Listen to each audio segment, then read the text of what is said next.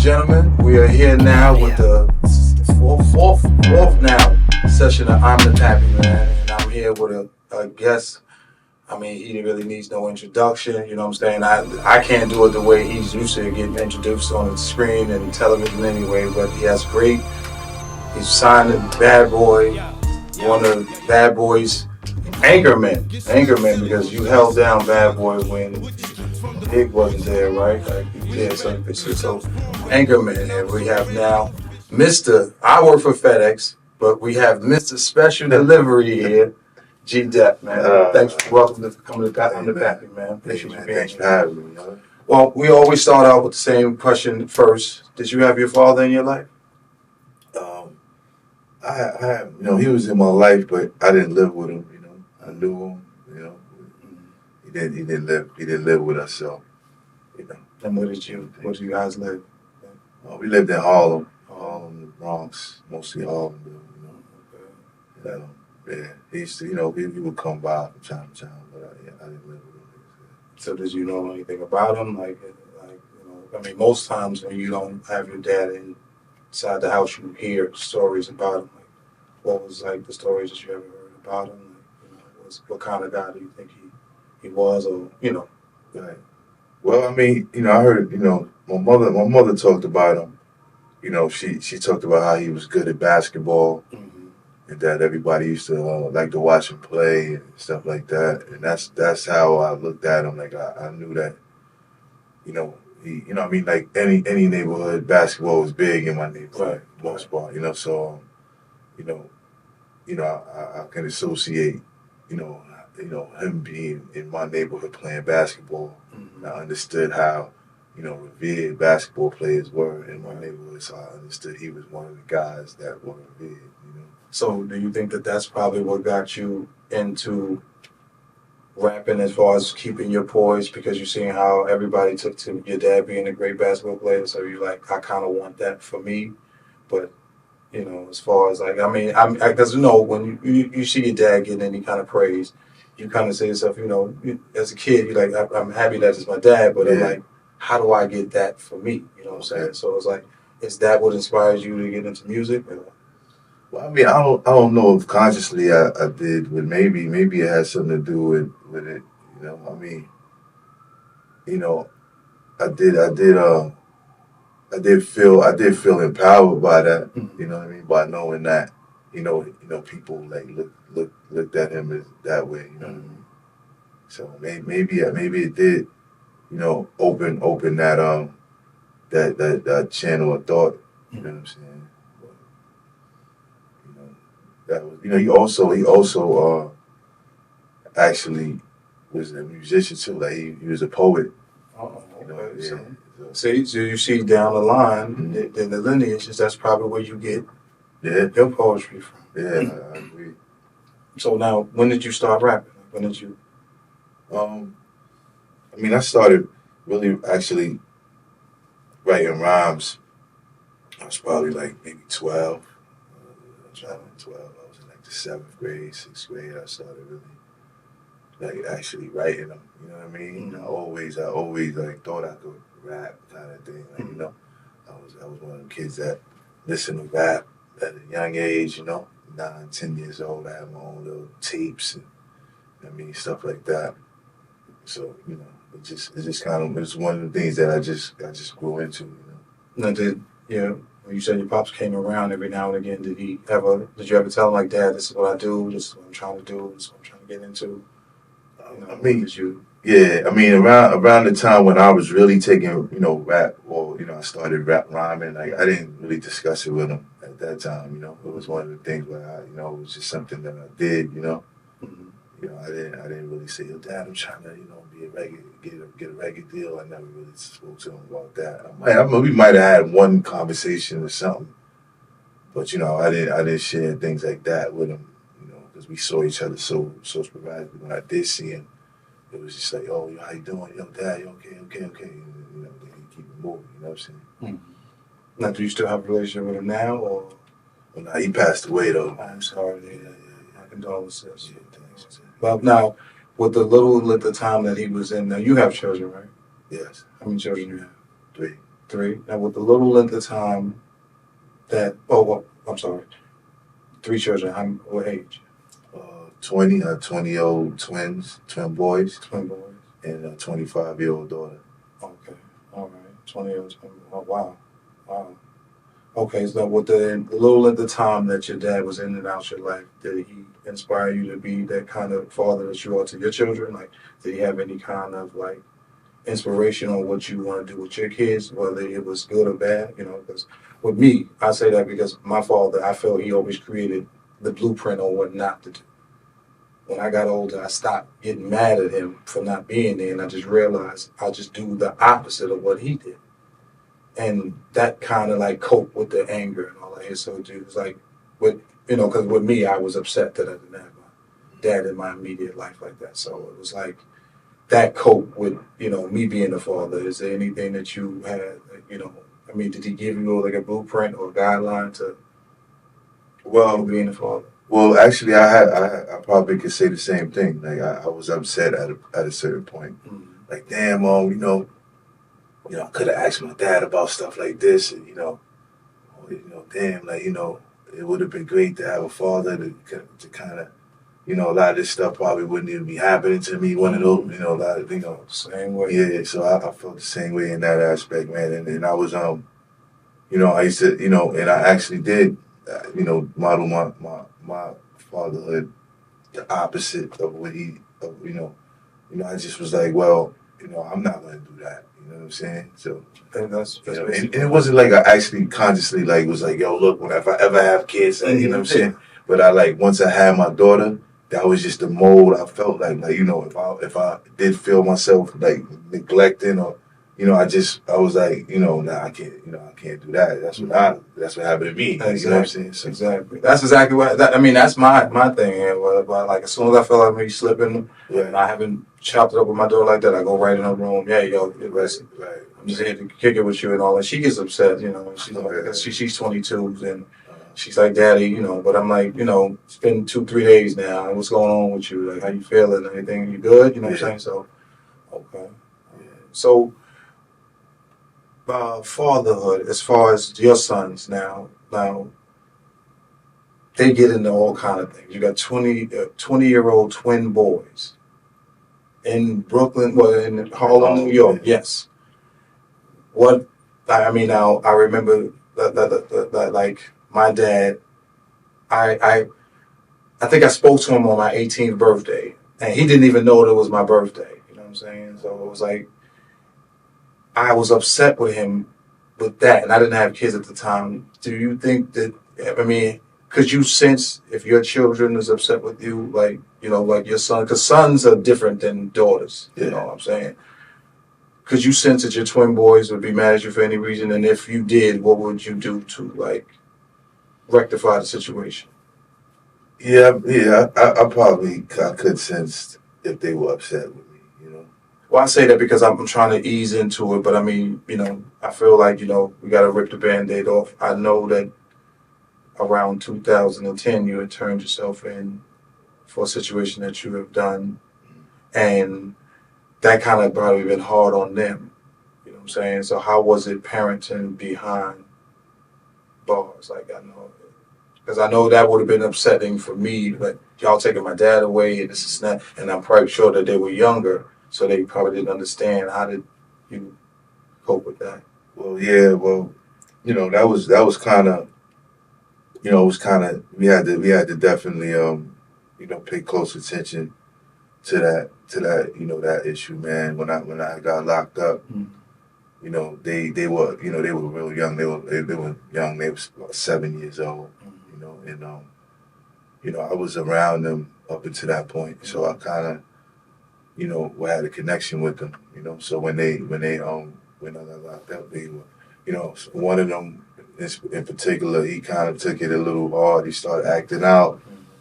He started, even developing little tics, you know what I mean? And he started acting out in school, you know what I'm saying? I just, so what we had to do was we had to consciously kind of talk to him, man. His mother I put them in like, they were going to like therapy, just to let them talk out what he had going on. But it was definitely, something that we had to pay close attention to, especially, I guess, because they were so young. Yeah. But now that, you're home, how do they feel about you being home and back in their lives like that? Well, I mean, they definitely, are happy that I'm home. They feel like, that I should, spend time with them now. Yeah. They really are like, yo, you home now, so what's up? And I'm like, ain't nothing up. You know what I'm saying? What's going on? We gonna just do whatever we, we just gonna live. You know what I mean? So I'm trying to, the best of my ability, just set myself up so I can, have a good relationship with them to where, we can do a lot of things together. Okay, catch up on lost times and stuff like that. Yeah. Now, how's your daughter taking it? Yeah, I mean, she was a little bit more understanding because she was a little older when I got locked up. And she kind of saw actually what I was going through and understood what I was going through. They were. I don't know. Kids are smarter than we give them credit for.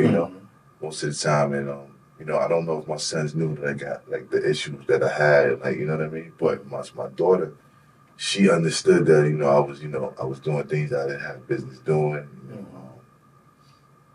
She so she was like, yo, she was more so like, Daddy, I know, because I had to talk with her. I was just talking about this yesterday at Mac. I was saying, I had to talk with her. I said, babe, I just want you to know that I didn't leave you. Or say like I didn't just walk away from you. I was trying to, better myself and trying to be better for you. And she told me like, yo, Daddy, I understand. I saw what you was going through out here, and I just want you to, just get better. Like she used to say stuff like that on the phone, So then it's almost as that she talked to your sons or brothers and like coped with them. I mean, like pampered them and took care of them as far as the nurturing. I mean, I'm quite sure your wife as well, but I'm sure like, it's something where when you tell the older one something and they tell the kid, the siblings, it's like it resonates a little bit more. Like when my older brother said, yo, Pop said, don't worry about it. When he was, it's like, it felt a little better. Like, you know what I'm saying? Like, so I'm quite sure when you told her that and they started saying, hey, Dad told me. Right. That would have been, in my perfect world, that would have been great if that's how it went. But unfortunately, they don't, she have kids by two separate mothers. Oh. Two separate women. So, they don't, my daughter's down south. Okay. And, my two sons are up here. So they really don't really converse like that. Oh, okay. Okay. They met each other before. Okay. But now, as far as I had this conversation with my man, Eric, in my last podcast, as far as dating.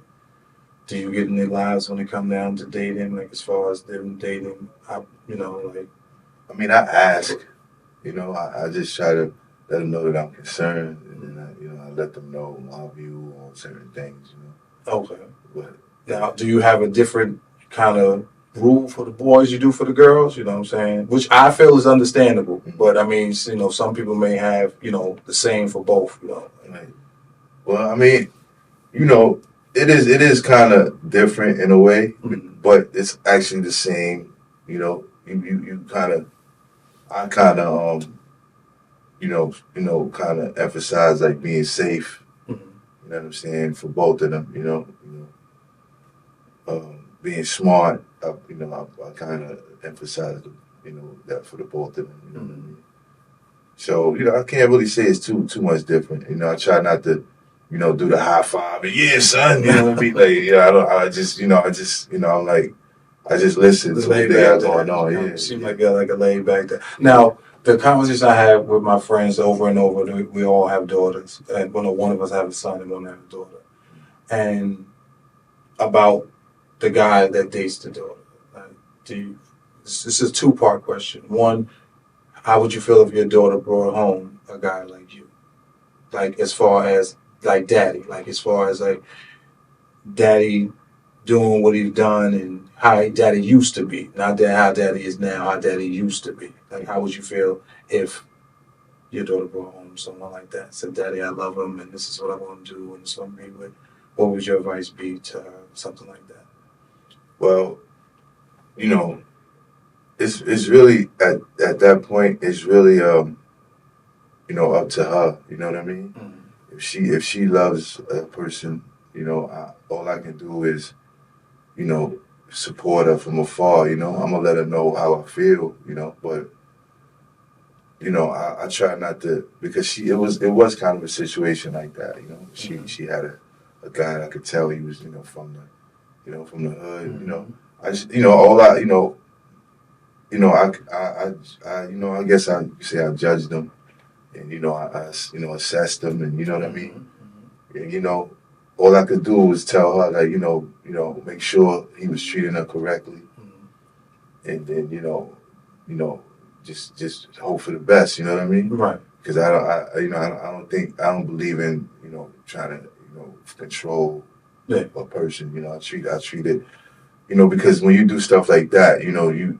make them feel like you don't trust them, and you don't trust their decisions, and you know, or they can't make, you know, decisions for themselves and things of that nature. So, you know, I tried to just treat her, you know, like a woman. Like, look, if that's what you want to do, you know, make sure you're doing it right. You know, make sure he's treating you right. You shouldn't be doing this. You shouldn't be doing that. Mm-hmm. Type of stuff like that. You know what I mean? Now, what about the boys, too?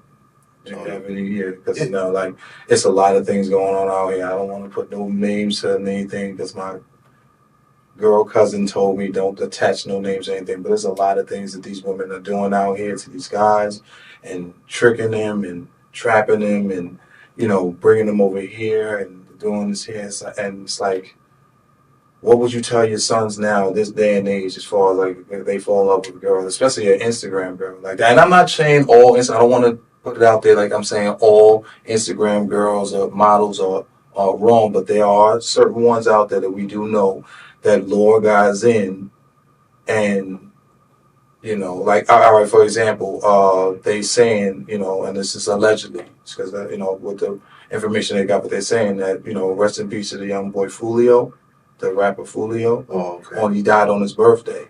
Yeah, they're saying that he had a party in his house, and then the police, it was an Airbnb, and the police had shut it down, and then he had moved the party from the Airbnb to a hotel room, and he told everybody on Instagram, pull up, pull up, pull up, pull up, and a girl was there, and she invited some guys there that ultimately took him out. You know what I'm saying? So it's like with things like that. You know what I'm saying? Rest in peace to Rest in peace to boy Fulio. Fulio, I'm sorry. Yeah, rest in peace to Fulio. I didn't know him. I probably listened to like one or two of his songs, and I didn't even know that it was his song until someone told me. Okay. But it was like, to know that he went out like that, and then you got sons. He was 26, your sons is 20. Like, what advice would you have for your sons, you know, with these girls out here? Because, not saying all of them, again, because I have a daughter, you know what I'm saying? He have a daughter. So we're not saying all. But we are saying that there are girls out here with ulterior motives. What would your advice be for your sons to? I mean, that's why, I kind of don't, I kind of like I was saying earlier, I really don't like, I don't like promote, that, type of thing to them. Like, like, yeah, man, go get you some girls. And, I try not to make them, so crazed about, relationships, and then they're gonna 20, you know what I'm saying? They're gonna be whatever they're doing anyway. You know what I'm saying? So, I just tell them to be safe. I just make sure they're safe. And now that you say that, I'm gonna kind of emphasize that a little bit more. I told them, a few times, be safe on that internet. We watch it, especially my daughter. You know what I mean? I told her, when I came home and I saw how things were, I was like, listen, you gotta be careful on that internet. Especially seeing how their father is G-Dep, so it's like, it's not like, you know what I'm saying, it's even more of a, like a watch over them now, because it's like, okay, who I am and what I've accomplished might, someone might, target my children, you know what I'm saying? So that's the only reason why I'm like more of a, what advice would you, give them for, protection wise? Because Like, it's just crazy out here. Yeah, I mean, I would just tell them to, not deal with people they don't know, and then, especially now. See, it ain't like how it was when I was old school. We used to see it, walk up on it, hey, how you doing? This and that. And Right. if it didn't work out, we had to go to our house and say, okay, we ain't gonna be together no more. Now they could just click from in a relationship to it's complicated to single. You know what I'm saying? Yeah, you don't gotta go through the interaction no more. So it's crazy, But I mean, I didn't mean to cut you off, but I mean, like it really, I think you thinking that it changed so much, but it's really the same thing, kind of like, if you go into the mindset that we had back in the days, you really, you didn't talk to people you didn't really know, like, you know what I'm saying, like, or you control the narrative if that's what if that's what you was looking for, anything you was looking for something, you controlled, see now it seems like now, we're not realized, like it seems like people aren't seeing it for what it is, like, you know what I'm saying, like if you baiting me to come and interact with you, you know what I'm saying? Where they do that? You know what I'm saying? Like honest, like who have you ever been walking down the street and somebody, just baited you, like flirting? I've been baiting or flirting. Yeah, you said the same thing with flirting, but yeah, I mean I've had that, but but at the level it is now though, it's kind of like because the thing about it is, first of all, I don't even know about the emoji. I'll tell you right now, a short story. I remember one day I was hollering at a little young thing on the internet, and this is the emoji era. I don't know nothing about the emoji. So I said, shorty, why don't one day we come through, you come through and we go get, and I put I thought it was chocolate. We go get something to eat. We go have a bite of, and I put the little chocolate emoji with the eyes on it. Yeah. She like, ew, what are you, nasty? I'm not doing that here. Lose my number, weirdo. So I'm like, and come to find out the chocolate emoji ain't ice cream, it's the shit emoji. So she thinking that I'm trying to go to hell. No, I ain't just. So it's a freaky weird. Two girls in a cup kind of. I ain't into that. So it's like it's weird. It's all the way different. But as getting back to what's that, I wanted to tell you as far as, because this is like a connection question. The appearance, sagging pants. I had this conversation with my homeboys. My people told me if my daughter brought home a guy had set his pants sagging, would I let him go? And I'm looking like that's part of our culture. Like, it doesn't necessarily justify who he is based upon how his pants are sagging. That's just who he is. Yeah. But as long as, if I tell him to be here at 10 o'clock and he's here at 10 o'clock, and I tell him to have my daughter home at 1 and she's home at 1 or even not 12:30, I don't care how low his pants is. Like, that doesn't concern me. But somewhere along the line, they got it twisted that now we're judging little young guys that ultimately used to be us. So how do you feel about the sagging pants? And if, because you said your daughter dabbled in someone that was in the street, did you care that this pants sags or anything like this here? Like, did it bother you, or is that a? Nah, that's not a thing for me. I mean, it's like I said, man. I know, you have to look at who's behind, the external, especially if somebody's dealing with your children. You definitely assess. I need to look you in your eyes and you know what I'm saying, see what kind of person you are, because like that's like sometimes my pants sag because I'm wearing like satin shorts and they keep sagging. You know what I'm saying? So I'm like, damn. So that could be anything. Like, you know what I mean? So. I really don't pay attention to that. I appreciate it. Well, I mean, I have friends that would say different, but I stand my ground. I say I don't care how the young man comes in my doorstep. Exactly. Yeah. So now, and I like to harp on you being in prison because that's not what this interview is about. But because they say that came from, is that true? Because I hate that narrative. When you said narrative, I wanted to kind of piggyback on that. I hate that narrative. That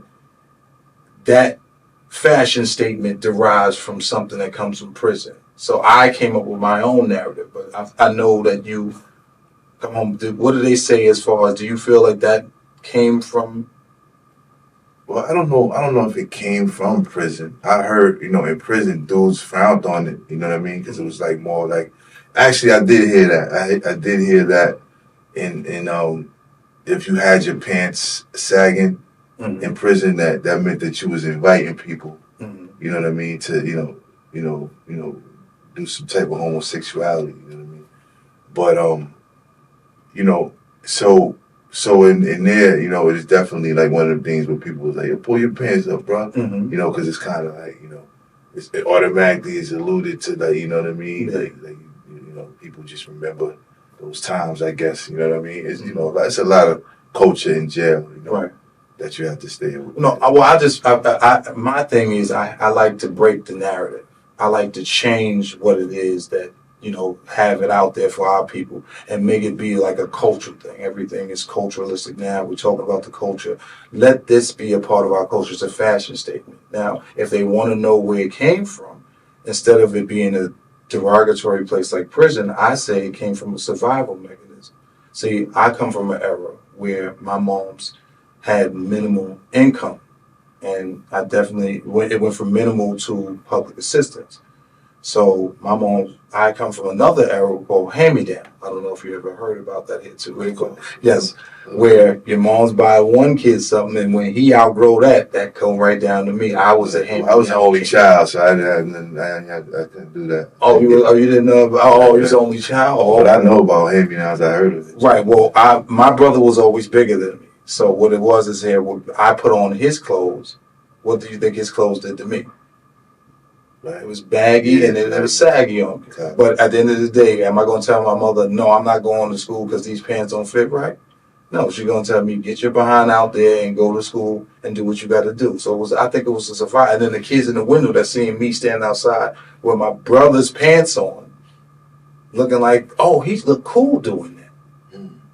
But not knowing that this is a survival technique. I have to do this, otherwise I'm going to be outside with nothing on. So how about we change the narrative a little bit just to have it to the point where it's, this is what you see these kids sagging. They don't understand the narrative because at the end of the day they don't get it. We haven't sat them down and told them. You're sagging because you've seen the kid, the generation before you, wear their brothers and stuff pants and their cousins and their uncles. Yeah, possibly, definitely. So that's how I look at things. I don't like that narrative, and I think I want to spin in that, especially about the show. That's the reason what this whole podcast thing is about. It's about fatherhood.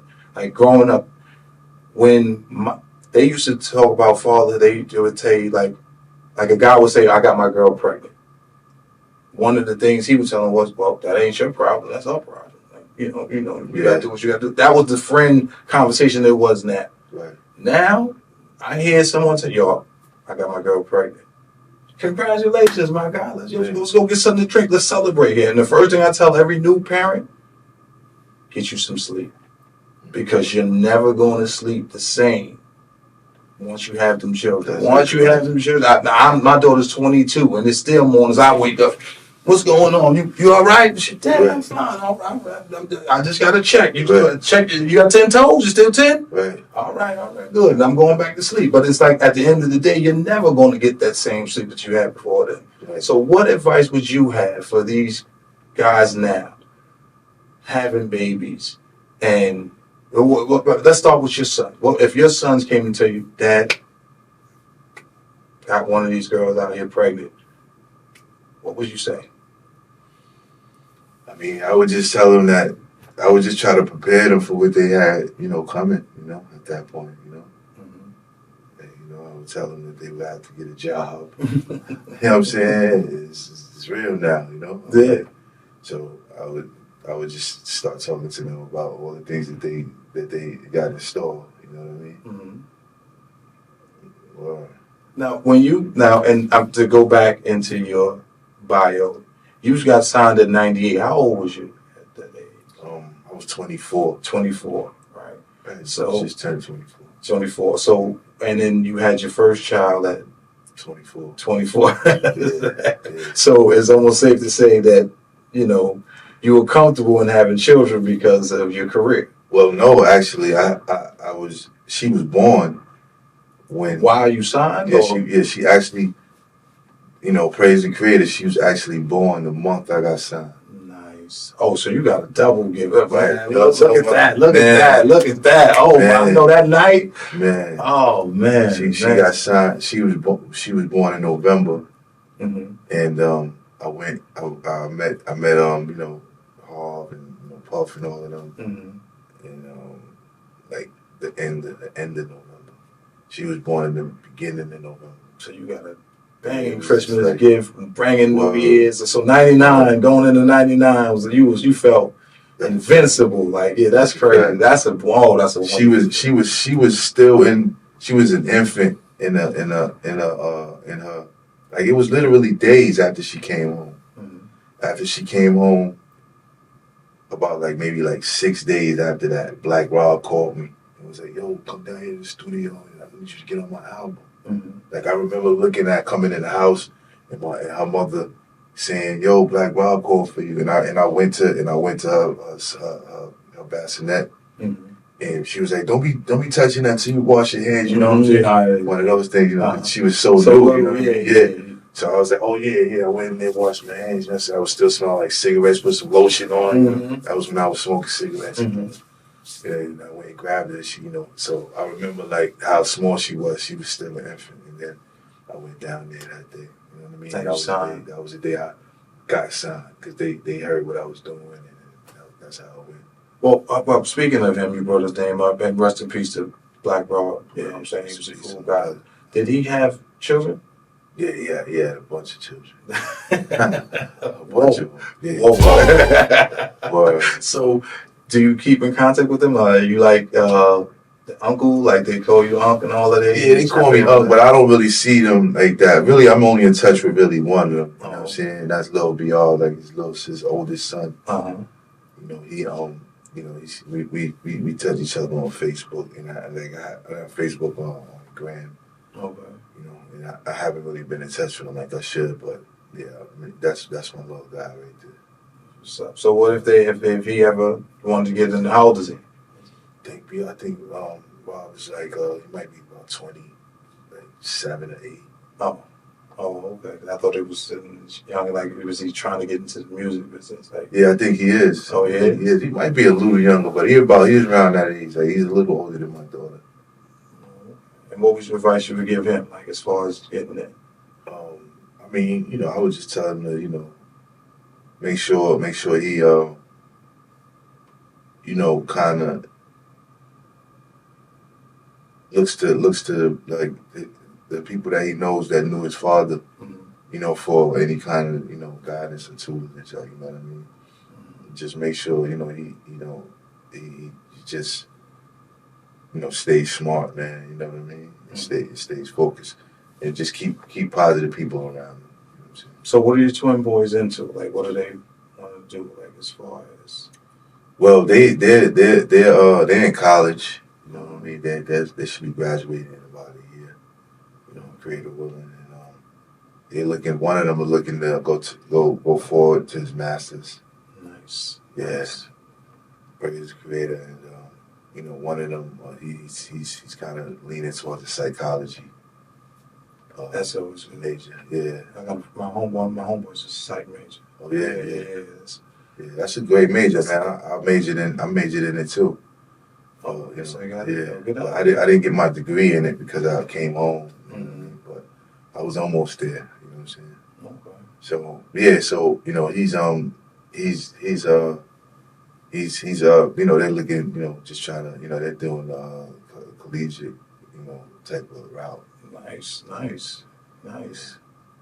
What about your daughter? What's she trying to? My daughter, she's just trying to figure it out. She's down south, like I was saying, and Mm-hmm. she's working.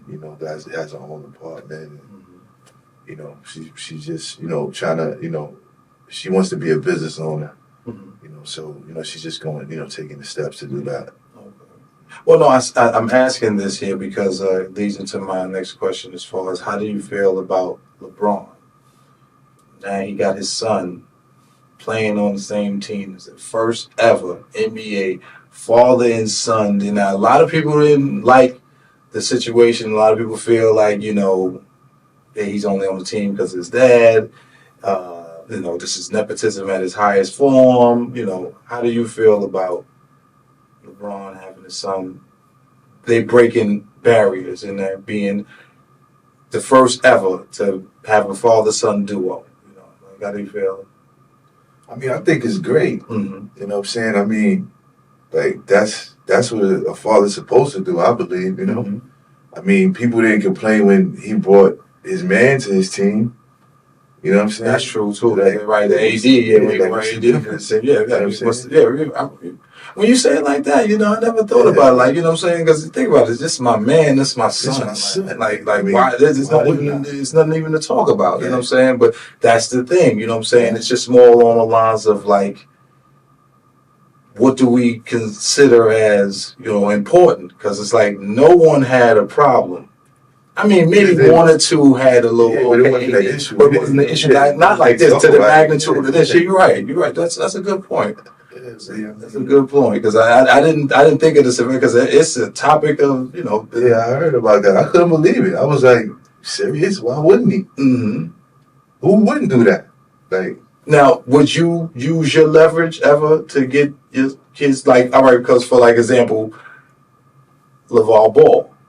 He didn't have. I mean, what he say that he did all this against Jordan and everything. We're still waiting for the footage.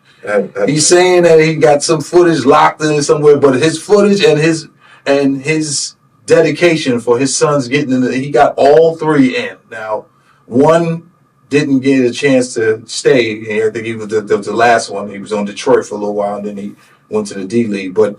I still take my hat up, LeVar. You are always welcome to come on the podcast. I would love to chop it up with you. You are one of the most significant fathers in basketball that don't get enough credit. Do you feel like his way is accepted or LeBron's way is accepted? Because either way, I think they did a phenomenal job of getting their sons in the league. That's a fact. Shout out to LeVar Ball. Yeah, man. Never slipping. Never slipping. You gotta give it to LeVar. But at the end of the day, I mean, if I couldn't have my athletic gift get my kids in, I used my gift for gas. You know what I'm saying? So at the end of the day, I think that's one of the what's the name? Now I always ask this question as far as like fathers on TV, because fathers on TV almost raised me. Like they raised me. Do you have like top 5 fathers on TV? Like, what would be your top 5 fathers on TV? And it can be in any genre. If you want to make it music, we can make it music. If you want to be actors and actors, but top 5 fathers on TV, like what would be your top 5? Wow, that's a good question, man. I mean, the number one father when we was coming up was Bill Cosby. Yeah. You know what I'm saying? Then you had the father from Family Ties was one of the fathers that. The father from Family Ties. Who was the father from Family Ties? I forgot his name, but he was a good, a gentle dude. Like, the tall guy. The tall guy. He was real diplomatic. You know what I'm saying? Wow. You know what I mean? I remember. I see his face. I can't get his name right now. I see his face, but I think they called him Adam or something like that. Wow. Okay. That's different. That's different. I never had. I think you built the first one to ever bring up that father. Yeah. He was a pretty good father, man. You mean like, well, Lawrence Fishburne, in Boys in the Hood. He was like that was. And the reason why I gotta give you that one because that was a time where where people actually didn't have their father and they exactly kind of like personified yes. The dude stepping up to the plate. Yes, indeed. That's a fact. That's a Snapple fact. Yes, you know how many women was on Lawrence Fishburne at that time for that movie? What? I can imagine. I remember being in the house watching it with my aunts on the here. See that here? Right. That's a man. The black woman said that's a man right there. Right. He taking care of his kid, and even though him and the wife is still, they see how he still talk to the wife. He want her back. Right. He want Right. They had it mapped out. They had the little, but that's a definite fact. Yes, that one right there that's a golden one. I like that one. You got 2 more. Let me see, man. The guy, the father from. The Brady Bunch father. He was alright. You know what I'm saying? He always had a lesson at the end. You know what I mean? Like, you should never. You know what I'm saying? Oh, okay. You should always brush your teeth in the morning before. You know what I'm saying? And then let me see. Who I'm trying to go out with a bang here. We got the Fresh Prince. We got who else? What other TV shows you see? We got the Cosby Show. We had Moesha. You know, I thought about Moesha's dad. Moesha's dad was kind of weird, man. Oh, I never really. You know what? Because it was Frank. His name Frank. That's why you can't trust a black man named Frank, man. I'm telling you, something about a black man named Frank ain't. He was Frank. Remember, he had their cousin, which was Ray J, come in and stay with them. And then come to find out, Ray J is really Frank's son. Yeah, that was his son. Yeah, he was so you was creeping like, come on, Frank. I said, come on, man. He had that little haircut, that Steve Harvey haircut. He had it to the point where he always was trying to be, you know, L7, and then come to find out, you 7L. You know what I'm saying? Like, oh man, like, this is crazy. Man, Frank was now mine. I would say Bill, Uncle Phil. I gotta go with Al Bundy, man. I like Al Bundy, man, because even though he was that was a good one. You know, even though he was like he still, ride for his family. He rode for you touch Kelly. You mess with Bud. He took Bud to the strip club, and they was getting popping in the strip club. You know what I'm saying? That's a father right there. You go to see some TNA, and then you go to kick some A. Come on, man. That's all. So I definitely with him. John Q. John Q for what? Denzel. John Q. Oh, okay. Yeah, right. Yeah, that's a fact. He went in for so he locked the whole hospital. Maybe y'all don't understand. My son's gonna live. He was dead serious. But yeah, listen, I can't watch that in front of nobody because Denzel always got me to where somebody cutting onions in his head. So I can't, somebody just be here cutting onions all the time. But and my last one, I think I will go with Liar, Jim Carrey. Jim Carrey. Yeah. I mean, think about it. He had the banging car, the nice job, and he just neglected his son. And the reason why I like that, because it was a white guy. Not to make this whole thing racial, but normally white guys are the predominant male figure in the American society. And they always are there for their children. It's not a thing that white guys leave their son or neglect them or anything like their children. But that one really was. You know what I'm saying? And they put that out there. And then he realized at the end that, I got to start paying more attention to my son. But I like that one for the fact that, they didn't make that role a black role. Because it could have easily been a black role where, it would have made a little bit more sense because of the time. But they were like, nah, we're going to go against the grain. And, and it was a very funny movie. And it was a powerful message at the end of it, too. Like, pay more attention to your kids, man. You know who was a dope father, too, though? Oh. It's my last one. Go ahead. Because I had one more. Honorable mention. Go ahead. The dude, Batman's pops. You really never... Batman had a pops? Yeah, his pops left him all that. No, but he got killed. Yeah, he got killed, but I'm just saying. But we didn't just see his father. He set him up, though. He set him up properly. You know what I'm saying? So that's the father you like to I like how he showed him, how to be, you know what I'm saying, before he left. Like, you know what I'm saying? If you see something, you watch some of the movies, like they show how he was like kind of grooming them, like, you know what I'm saying? Well, I mean, most of the Batmans that I've watched, when they show the flashback, it's always the father and the wife in the car, and then the dude come by, spray the car up, and he a little kid, no. Oh, yeah. And then Alfred, if I'm not mistaken, man, I seen an episode one time where I'll go back and watch it. He was showing him how to tie his tie, and this was a flashback that son had. Mm-hmm. You know what I mean? And then I just, it's just obviously that, it was obvious that he was gonna set him up. You know what I mean? So, that's something that, I admire. You know what I'm saying? Somebody that, kind of could sit there, their children up, for success, I love that segment. I'm going to piggyback on that. This is a perfect segue here to, you seem a little thirsty. But right here we have my own daughter's, Brianna's beverages here. Right now we only have strawberry and banana flavor. But these are smoothies, man. Wow. I'm trying to, because you said you didn't want anything to drink, no hard drinks and stuff like that. And so I figured, you know what? Why not have me a smoothie right quick? Go ahead and crack these open. And I'm thinking about putting them on Amazon. I don't know, but I'll let you guys know. Check the link in the bio. Happy Father's Day. Happy Father's Day. Brianna's beverages.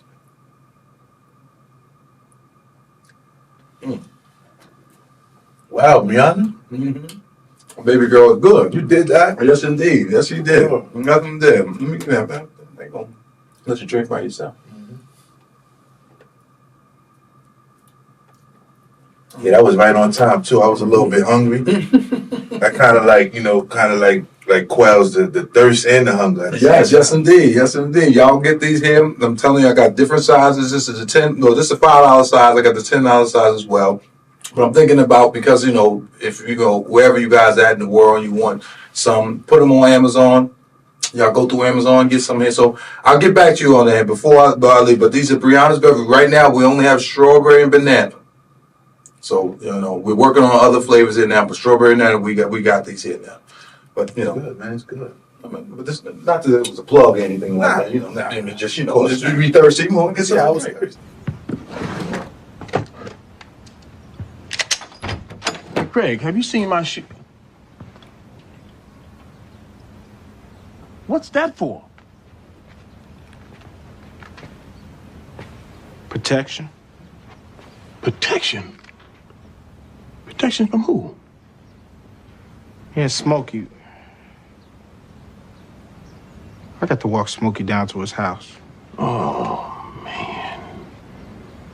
Your mother and I never would have moved in this neighborhood if we had known you need a gun to walk down the damn street.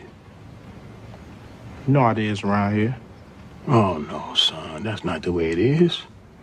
You kids today are nothing but punks. Sissified. So quick to pick up a gun. You're scared to take an ass whipping. This what makes you a man. When I was growing up, this was all the protection we needed.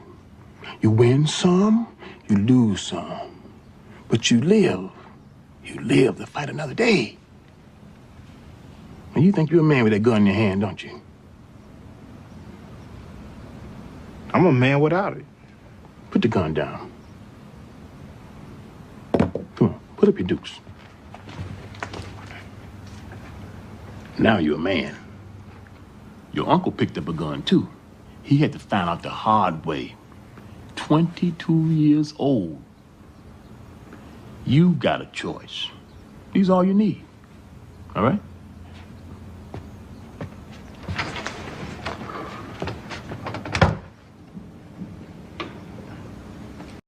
Okay. So, so now in the as far as the industry is concerned, we have a lot of these young rappers. Vlad read off a list of people he interviewed as rappers, young rappers.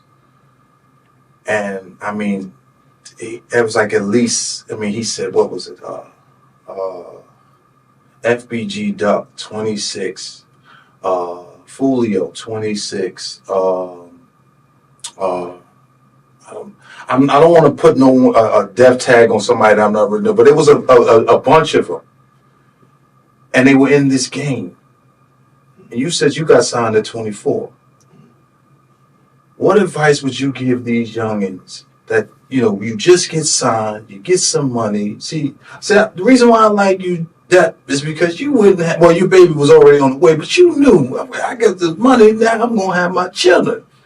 Why are these boys getting this money and want to go back to the streets and start killing? Like, I don't get. So what advice would you give these young boys, especially when you got your deal around the same age as them, to do once they get the deal? I mean, I would just if I could give my young self advice as well, I would tell myself to realize that, I'm not the same person. Once you sign a recording contract, you become a businessman. You know what I mean? Because you have to handle business. You have to handle contracts, lawyers. You have to. You're not just an artist.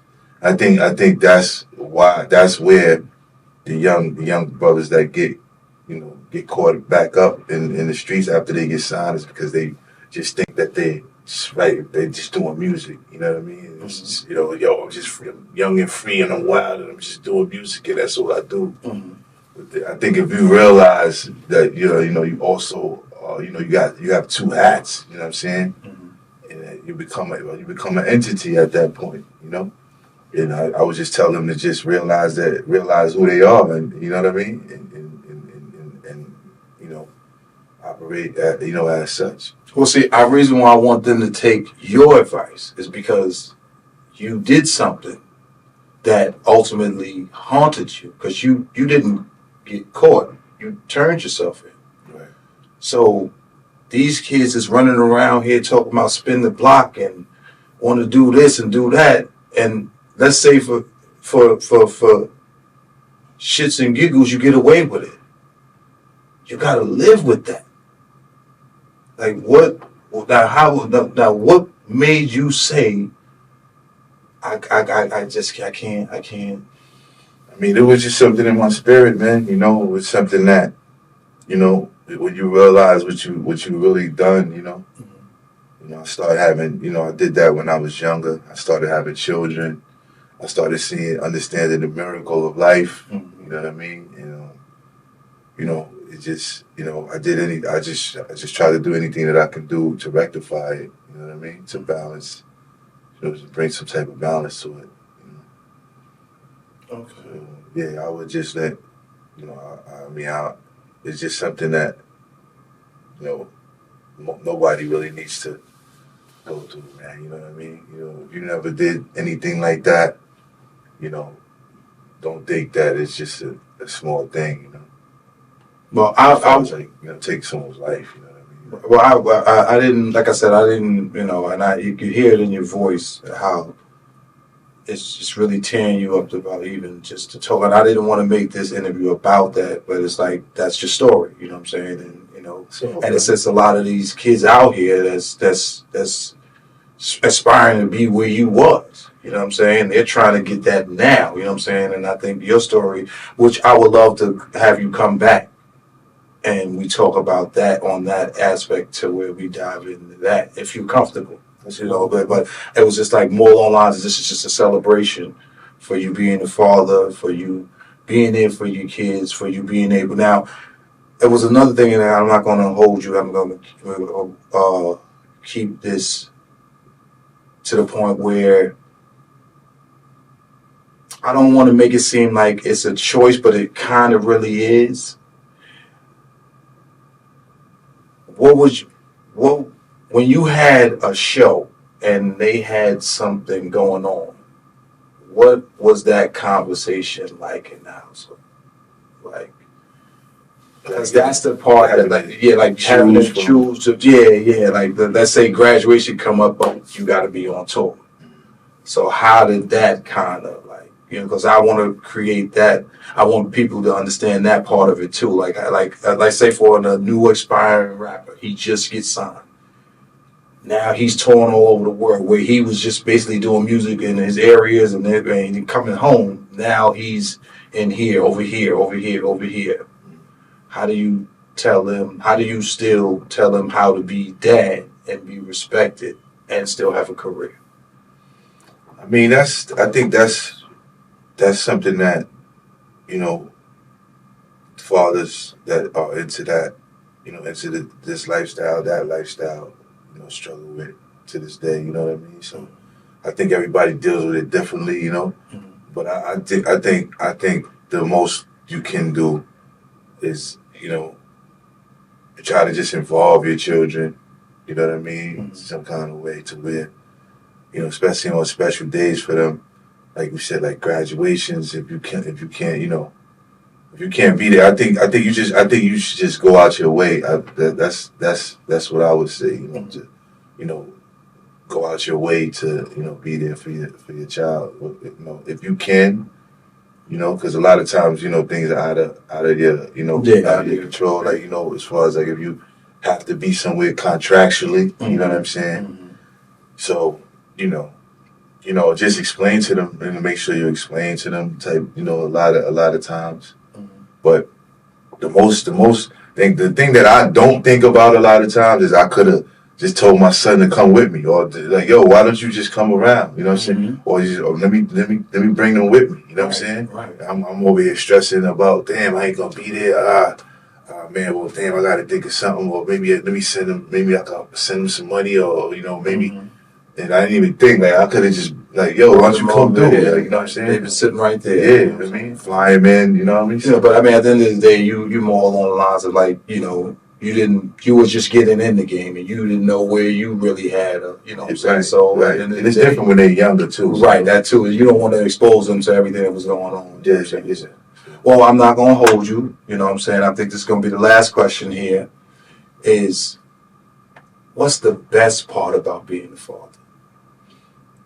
Oh, man, the best part to me is just watching, you know, a human being that you help bring to this world, you know, be human, you know what I mean? And watching them, you know, become expressive, and you watching their minds develop.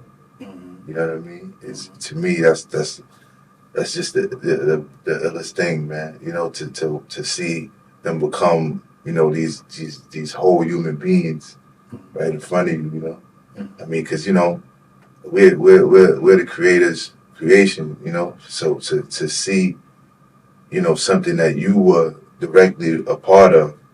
You know, us as human beings, you know, I owe at a human being that never, you know, that I'm not, you know, like connected to per se, you know, by blood, you know what I mean? So, you know, it's even more so with your own children, you know? So, you know, so it's just, that's what I love about it, you know? Being able to talk to somebody that you help, you know, bring in this earth, and it's kind of like, it's amazing. Definitely is. It truly is. Yeah. Well, thank you for coming by, man. It's a pleasure, Depp, man. I appreciate your time. You got anything else that's going on out there that you want to tell the people that you got going on or coming up or stuff like that here too?